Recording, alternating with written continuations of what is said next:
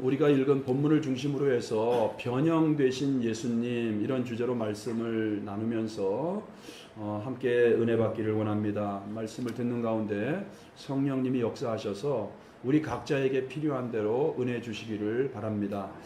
우리가 주일날 지금 계속해서 지난번에는 요한계시록 그리고 이번에는 이제 마태복음을 순서대로 살펴보고 있습니다.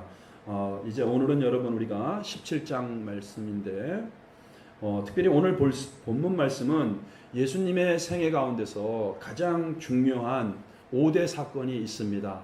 그 5대 사건은 우리가 아시는 것처럼 성육신 사건 첫 번째는 그 하나님이신 살아계신 하나님의 아들 하나님이 이제 말씀이신 그분 자체가 육신을 입고 사람이 되신 사건, 그래서 우리가 이것을 성육신이라고 이렇게 말합니다. 이것이 첫 번째 사건이시죠. 그리고 그분이 우리의 모든 죄를 다 짊어지시고 십자가에서 죽으신 속죄의 제물로 죄값을 치러주신 그 십자가 사건이 두 번째 사건이고, 그리고 또 우리를 의롭게 하기 위해서 부활의 첫 열매로서 사망과 죽음의 권세를 깨뜨리시고 일어나신 다시 살아나신 부활 사건이 세 번째 사건입니다. 그리고 부활하셔서 또 40일 동안 이 땅에 계시다가 하늘로 승천하셔서 지금도 우리를 위해서 하나님 보좌 우편에서 우리를 위해서 친히 중보하시는 그 승천 사건. 그리고 여러분 보세요. 이렇게 오늘 마지막 예수님의 중요한 5대 사건 중에 이 변형된 사건 있잖아요. 변화산 사건이라고 일컬어집니다. 학자들은 그렇게 별명을 붙였죠. 높은 산을 이제 변화됐기 때문에 변화산이라고도 합니다. 자, 저도 지난번에 이제 성지순례 갔을 때 한번 잠깐 올라가 봤는데, 어쨌든 간에 여러분 이 변화산 사건이 바로 예수님의 생애의 가장 중요한 5가지 사건입니다. 그래서 여러분들이 이런 것들은 잘 알고 계시면 좋을 것 같아요. 그래서 오늘은 이 변화산 사건, 그러면 왜 예수님께서 변화산 사건을 의도적으로 보여주셨냐는 것이죠. 왜 보여주셨을까? 주님이 제자들을 산으로 데리고 가셔서 그곳에서 자신이 변화된 모습을, 자신의 참 모습이거든요. 하나님이시니까 자신의 그 참 모습을 보여주셨는가? 너무나 놀랍잖아요. 너무나 황홀하잖아요. 이런 모습을 왜 보여주셨을까? 제자들에게는 왜 보여줬을까? 그리고 오늘 마태는 그것을 성경에 기록함으로 오늘의 독자들인 우리들에게도 왜 변화산을 주님께서 허락해 주시는 것일까? 자, 오늘 여러분 이 변화산 사건을 통해서 우리에게 주시는 교훈 2가지만 같이 생각해 보면서 우리가 함께 은혜를 받도록 하겠습니다. 첫 번째, 변화산 사건을 우리에게 보여주시고 허락하신 이유. 첫 번째는 십자가 너머에 있는 영광을 보여주시기 위해서이다. 따라해 보세요. 십자가 너머에 있는 영광을 보이시기 위해서. 여러분, 이 변화산 사건은 예수님께서 내가 이런 사람이야, 내가 이렇게 대단한 나는 하나님의 아들이야, 단지 이것을 강조하고 그것에 초점을 맞춰서 보여주시는 것뿐만이 아니고 십자가 너머에는 바로 그렇게 승리와 영광의 모습이 있다. 이것을 깨우쳐 주기 위해서 의도적으로 그렇게 보여줬다는 것입니다. 오늘 여러분 성경 1절을 보시면 엿새 후에 라고 하는 말이 나옵니다. 앞에 영상을 보시면 엿새 후에 예수께서 베드로와 야고보와 그 형제 요한을 데리시고 따로 높은 산에 올라가셨다, 이렇게 말씀을 하고 있는데, 여기에 처음으로 등장하는 1절에 엿새 후라고 하는 그 시점에 대해서 여러분 기록을 하고 있습니다. 이 시점, 그럼 엿새 전에 여러분 어떤 일이 있었다는 것이고, 이 엿새 후라고 하는 것은 엿새 전에 있었던 일과 오늘 이 본문 변화산 사건은 필연적으로 연결될 수밖에 없다는 것을 우리에게 가르쳐주고 있는 거예요. 그러면 여러분 엿새 전에 어떤 사건이 있었습니까? 무슨 일이 일어났습니까? 여러분 우리가 지난 시간에 우리가 함께 은혜를 나눈 것처럼 16장 21절을 보시면, 마태복음 16장 21절을 보시면 이때로부터 예수 그리스도께서 자기가 예루살렘에 올라가 장로들과 대제사장들과 서기관들에게 많은 고난을 받고 죽임을 당하고 제3일에 살아나야 할 것을 제자들에게 비로소 나타내시니. 자, 이 말씀 지난주 말씀인데 기억나시죠? 자, 예수님께서 베드로가 주는 그리스도시요 살아계신 하나님의 아들입니다. 로마 황제 가이사에게 바쳐신 가이사라 빌립보의 제자들을 의도적으로 데리고 가서 지금 역사를 통치하시고 그 도시를 주관하시고 통치하시는 신이 로마의 가이사가 아니고 바로 나 예수 그리스도, 하나님이 통치하신다, 하나님이 주인이시다는 것을 의도적으로 가르쳐주고 베드로의 그 신앙 고백을 통해서 예수님께서는 너는 이제 반석이다 이렇게 말하면서 내가 내 교회를 반석 위에 세울 것이다 이렇게 말씀을 하시고 나니까 베드로가 그죠? 그 일이 있고 난 다음에 예수님께서 처음으로 자기가 십자가에서 고난을 당하고 죽을 것을 말씀을 하신 거예요. 그때 지난 시간처럼 예수님을 베드로가 붙잡고 옆으로 끌고 가서 원문의 뜻을 말씀드렸습니다. 꾸짖었다 그랬어요. 항변하다가 꾸짖다야. 귀신에게 예수님이 꾸짖는 단어를 썼습니다. 예수님을 꾸짖으면서 그런 일이 절대 일어나서는 안 된다고. 그렇게 예수님을 꾸짖고 난 다음에 예수님께서 뭐라 그래요? 사탄아 내 뒤로 물러가라.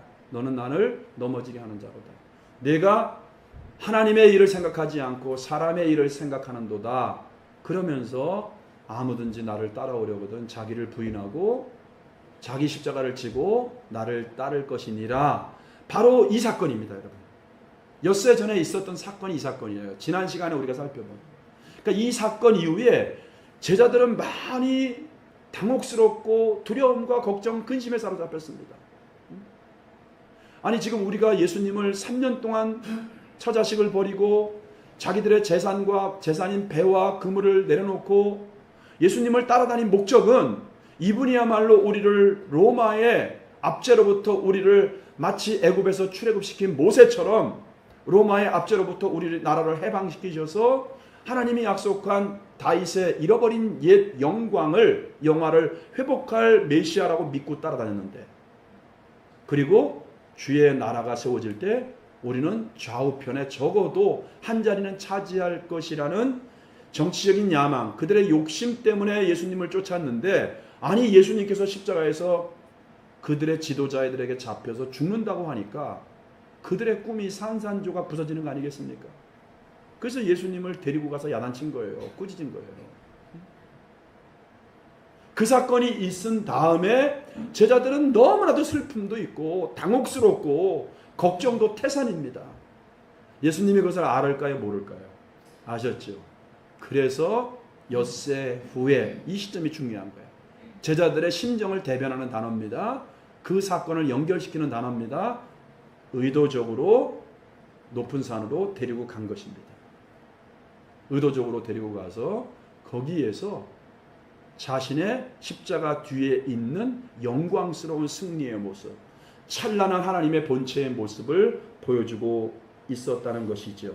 그래서 여러분이 오늘 본문 성경을 보시면 2절 말씀을 보시면 그들 앞에서 어떻게 되었다고요? 변형되었다는 거예요. 마치 여러분 예수님께서 십자가에서 살을 찢고, 그죠? 모든 피를 다 흘리시고 비참하게 죽으셨을 때 예수님이 다시 부활체로 신령체로 살아났잖아요. 그래서 시간과 공간을 초월하면서 제자들에게 나타나셨죠. 제자들은 몰라봤습니다. 변형된 모습을 통해서. 그것처럼 예수님께서 변형되셨다는 거예요. 그리고 그 얼굴이 해같이 빛나며 옷이 빛과 같이 이어졌더라.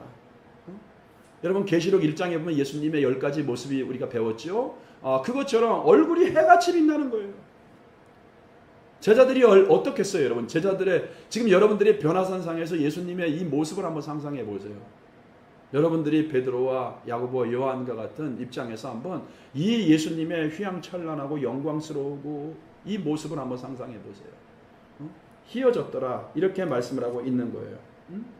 그러니까 예수님은 죽음과 두려움과 공포에 사로잡혀 있는 제자들에게 내가 말한 것은 죽음이 끝이 아니라 죽음 뒤에 있는 영광스러운 부활이 바로 나의 참 모습이다. 이거를 지금 예수님께서 십자가를 지기 전에 미리 지금 보여주고 있는 거예요. 왜요? 그들이 지금 두려움과 당혹감에 사로잡혀 있었기 때문에. 십자가에 매몰되어 있고 두려움과 절망과 좌절과 공포에 사로잡혀 있는 그들에게 그들의 시선을 십자가 너머로 하늘을 높이 보고 그들의 시선을 들어 올려서 그 십자가 너머에 있는 영광스러운 그 모습을 보여주고 있었다는 것이죠. 근데 여러분 더 보세요. 3절을 보니까 자 이제 누가 등장합니까? 모세와 엘리야가 예수와 더불어 말하는 것이 그들에게 보여지는 것입니다. 여러분 우리가 누가복음 9장 31절에 보면은 자 우리가 공간복음에는 비슷한 내용들이 같이 이렇게 기록되어 있거든요. 근데 누가복음 오늘 마태복음에는 기록하지 않았지만 그 누가복음에는 자세하게 누가복음 9장 그 27절 8절부터 이제 31절에 보면은 그러면 예수님과 모세와 엘리야가 나눈 구체적인 내용까지도 말씀하고 있어요. 성경을 많이 읽으시는 여러분들은 기억나십니까? 뭐에 대해서 나눴다 그랬어요? 예루살렘에서 예수님이 별세하실 것. 그러니까 그들의 내용은 무엇입니까? 예수님이 예루살렘에서 예수님이 예언적으로 말씀하신 것처럼 별세하실 것. 즉 십자가의 죽음에 대해서 이야기하고 있었다고 누가복음 9장 31절은 말씀을 하고 있습니다. 여러분 그럼 모세와 엘리야는 누굽니까? 모세는 율법의 대표고 엘리야는 예언서 선지자들의 대표입니다. 그러니까 예수님의 십자가의 죽음과 부활은 율법과 예언서의 결론이라는 거예요. 그리고 그것을 성취하기 위한 것이라는 것을 그 세 분이 대화하면서 예루살렘에서 예수님께서 별세하실 것을 말씀하시는 걸 통해서 율법을 대표하는 모세와 선지자 예언서를 대표하는 엘리야가 그죠? 결국 예수님께서 죽으실 것은 율법과 선지서의 성취를 위해서 예수님은 십자가에서 죽으시고 부활하시는 것이다. 이렇게 지금 가르쳐주고 있다는 것입니다. 자, 그리고 제가 한 2주 정도에 걸쳐서 마태복음을 여러분들에게 강의하기 전에 마태복음 배경과 서론에 대해서 많은 말씀을 드렸습니다. 자, 그럼 여러분들 한번 기억을 더듬으셔서 벌써 몇 개월 전인데 쭉 더듬으면서 마태복음은 그러면 원독자가 누구라고 했습니까? 그렇죠. 마태복음은 여러분 원독자 마태가 유대인들을 위해서 기록했다 그랬어요. 왜 그러냐면 당시에 많은 유대인들이 나사렛 예수 그리스도를 자기의 주와 구주로 고백하면서 유대교에서 많이 예수님을 믿었거든요. 그런데 유대교에서 많은 회의와 핍박이 있었습니다. 그 당시에 예수를 믿는다는 것은 뭐 가산, 재산을 다 몰수당하고 그 공동체에서 상거래도 할 수 없고 완전히 여러분 왕따, 따돌림 당해야 돼요. 그러니까 자기의 생존권의 문제예요. 더군다나 그 당시에는 여러분 도미티안 황제가 바로 다스릴 때였거든요. 그러니까 로마로부터도 예수를 주로 고백하는 이유 때문에 굉장한 핍박과 탄압, 어려움 가운데 있었기 때문에 많은 유대교에서 예수님을 따르던 사람들이 이런저런 내부 외부적인 환경으로 인해서 다시 유대교로 돌아가고자 하는 그런 시점이고 또 많은 사람들이 실적으로 유대교로 다시 이제 돌아가는 그 시점에 마태는 그 유대인들을 대상으로 돌아가지 말라. 너희들이 그동안 믿고 따르는 이 예수가 성경이 약속한 하나님의 아들 메시아, 너희들이 기다리고 왔던 메시아가 맞다. 이것을 증거하기 위해서 쓴 것이 바로 마태복음이거든요. 그래서 여러분 마태복음에는 마태가 치밀하게 그 예수님이 바로 모세와 같은 선지자다. 이걸 증명하기 위해서 마태복음에는 설교도 모세오경처럼 5덩어리가 있다고 말씀을 드렸어요. 그러니까 그것을 하나하나 마태는 증명하고 있는 겁니다. 자, 그런 차원에서 지금 모세와 엘리야를 등장시키면서 그들과 함께 예수님이 예루살렘에서 죽을 것을 이야기하는 것은 율법서와 예언서의 성취다는 것을 보여주고 있는 것이고 또 더 나아가서 여러분 보세요. 유대인들에게 모세와 엘리야는 특별한 존재들입니다. 특별한 사람들이에요. 자, 왜 그러냐면 여러분 보세요. 우리가 신명기 34장 5절에서 7절을 보면은 이런 말씀이 있습니다. 이에 여호와의 종 모세가 여호와의 말씀대로 모압 땅에서 죽어 벳볼 맞은편 모압 땅에 있는 골짜기에 장사되었고, 자, 죽어 장사되었다는데, 그런데 그 다음 구절이 참 중요합니다. 오늘까지 그의 묻힌 곳을 아는 자가 없느니라. 자, 그러니까 율법을 대표하는 이 모세는 이스라엘 존재들에게는 아직까지 뭐예요? 그들에게는 살아있는 존재로 여겨짐을 받았던 거예요, 유대인들은. 자, 그리고 여러분 보세요. 그 예언서를 대표하는 우리가 아는 이 엘리야 같은 경우는 성경에서 뭐라 합니까? 죽음을 보지 않고 하늘로 올라간 사람들이에요. 그러니까 유대인들에게 모세와 엘리야는 죽지 않고 살아있는 존재로 여겨짐을 당하는 사람들이란 말이에요. 그러니까 예수님은 십자가에서 곧 죽을 것인데, 율법과 예언서를 대표하는 그들과 함께 예수님이 십자가에서 죽으실 것을 대화하고 있고, 또 유대인들에게는, 원독자들인 유대인들에게는 모세와 엘리야는 죽음을 보지 않고 살아있는 존재로 여겨짐을 당한 그런 인물들입니다. 근데 그런 인물들과 함께 예수님이 황홀하게 하나님의 본체의 모습으로 변해서 함께 대화하는 그 모습을 통해서 제자들에게 가르치고자 하는 메시지는 십자가 너머에 뭐가 있다는 거예요. 부활의 승리가 있고 하나님의 영광이 있다는 것을 의도적으로 가르쳐주기 위해서. 왜요? 두려움과 절망과 공포에 빠져있는 그들을 일으켜주고 그들을 위로하고 그들에게 참된 소망을 주기 위해서. 여러분, 그렇습니다. 우리도 인생 살다 보면은요, 얼마나 악골골짜기, 죽음과 눈물의 골짜기를 통과할 때가 얼마나 많은지 몰라요. 여러분들의 스스로 의지와 열정만으로 안 됩니다. 내 힘과 노력만으로 안 됩니다. 어떤 사고가 일어날 수 있고요. 어떤 예기치 못한 슬픔을 겪을 수가 있습니다. 관계가 깨어지기도 하고요. 물질이 완전히 정말 너무나도 재정이 파산돼서 어려운 가운데 빠질 수도 있고요. 내가 또 영적으로도 신앙이 밑바닥을 칠 때가 있고요. 우리는 이렇게 연약할 때가 너무 많아요.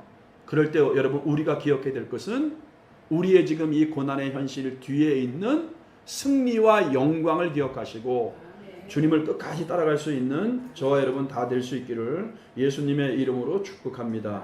자, 두 번째, 여러분, 주님이 변화산 사건을 통해서 제자들에게 말씀하시는 그 이유는 따라해 보세요. 십자가의 길을 걸어가게 하기 위해서. 왜 보여주냐고요? 십자가의 길을 걸어가도록 하기 위해서 보여준다는 것입니다.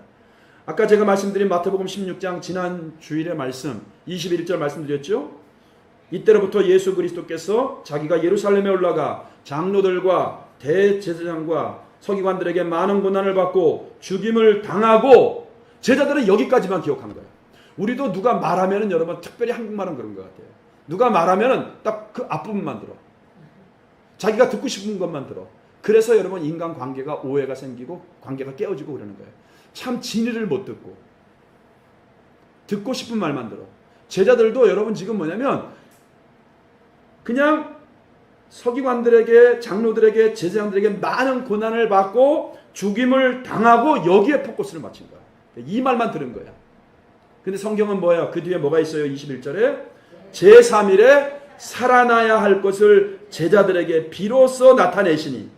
그리고 여러분 보세요. 또 이 말씀만 하신 게 아니고 제자들이 더 충격적으로 당황스럽게 한 말씀은 뭐냐면 그 뒤에 누구든지 24절입니다. 16장 24절. 나를 따라오려거든 자기를 부인하고 자기 십자가를 지고 나를 따를 것이니라. 더 충격적인 말이에요. 아니, 선생님만 죽는다는 말도 지금 굉장히 당황스럽고 충격적인 말인데 너도 죽어야 돼. 이해가 되세요, 여러분들? 그 심정이? 우리 명호 권사님은 웃음이 나오지만 제자들은 지금 아주 충격이야. 나만 죽는 게 아니고 이제 너도 죽어야 돼. 너도 십자가 져야 돼. 여러분, 이거 상상할 수 없는 충격이거든요. 우리가 여러분 좀 믿음이 있고 우리가 뭐 이렇게 좀 뭐 은혜 받고 막 기도 많이 하고 막 이럴 때는 아, 십자가 그래요 주님 내가 질게요 이러지만, 우리는 여러분 원죄를 가지고 있는 우리들은 태생적으로 여러분 부담스러워합니다. 누가 십자가를 여러분 낮고 천한 십자가, 무거운 십자가, 주님 난 못 져요. 제가 지게 해주세요. 그래서 교회에서 그러잖아요. 주님 그건 내 거 아닙니다. 제가 져야 돼요. 저 집사가 져야 돼. 저 권사가 져야 돼. 이거는 장로님도 계시잖아요. 저 장로님이 져야 돼. 나는 상관없어. 우리 이럴 때가 얼마나 많아요, 여러분. 그러니까 우리는 여러분 십자가를 이렇게 부담스러워합니다.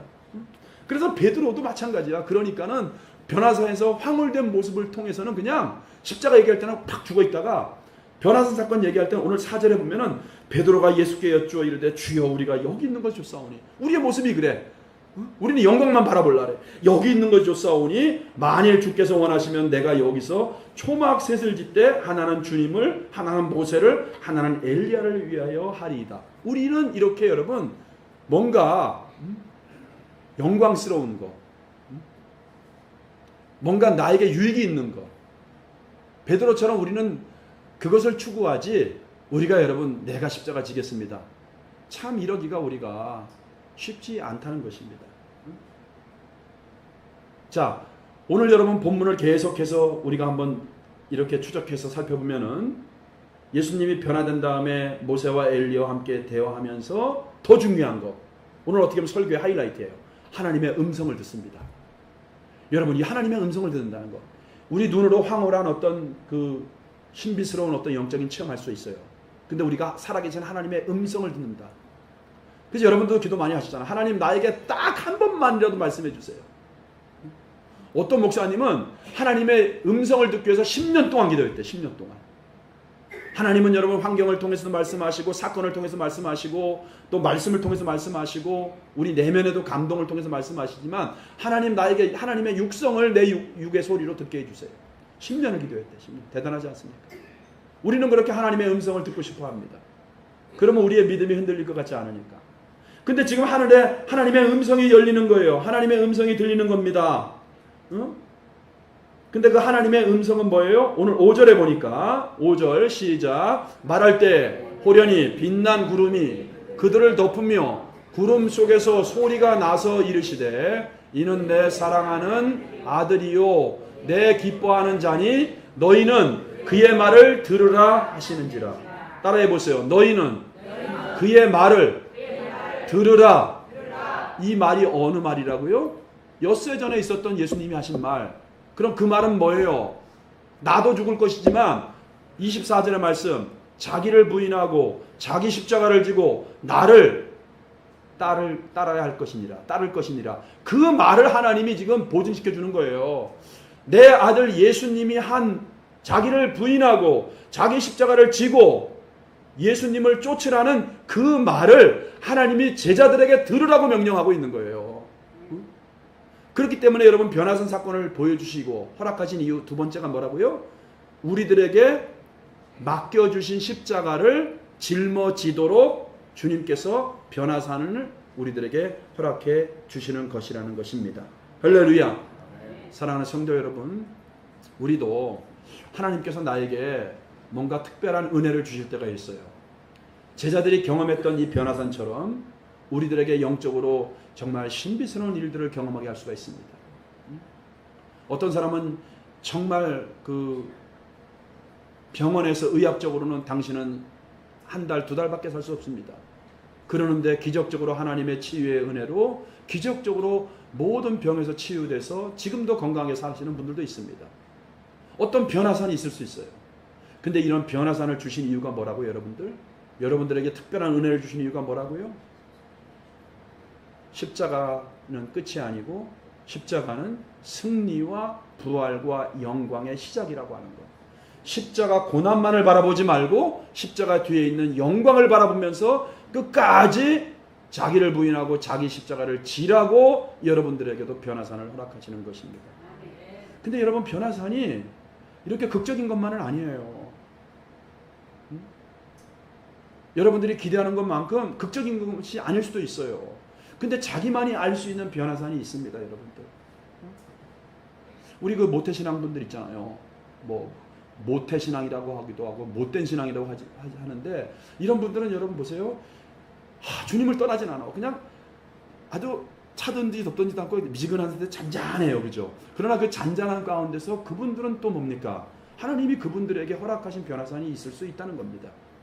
꼭 극적인 것만이 아니고 여러분들에게 주신 변화산, 한번 그것이 무엇인지를 여러분들이 확인하고, 그리고 이 변화사진을 주신 목적이 뭐라고요?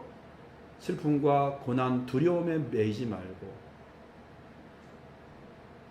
승리자의 모습으로 우리의 시선을 들어서 하나님을 바라보고 부활의 영광스러운 승리를 기대하고 우리가 그것을 미리 내다보면서 지금 너에게 맡겨준 십자가를 짐으로 주의 몸된 교회를 세우고 주님의 제자로서 주님을 끝까지 따라가라. 오늘 8절 말씀 보면은 변화사 사건 이후에 아무도 보이지 않고 예수만 보이다 이 말이 나오거든요. 여러분, 예수님만 보이니까 뭐예요? 예수님만 따라가야 되지 않겠습니까? 오늘날 우리가 모든 사람들이 다 십자가를 내팽개치고 자기를 부인하라는데 자기가 시퍼렇게 살아서 많은 사람들에게 아픔을 주고요, 교회를 깨트리고요, 가정을 깨트리고, 얼마나 이런 사람이 많은지 모릅니다.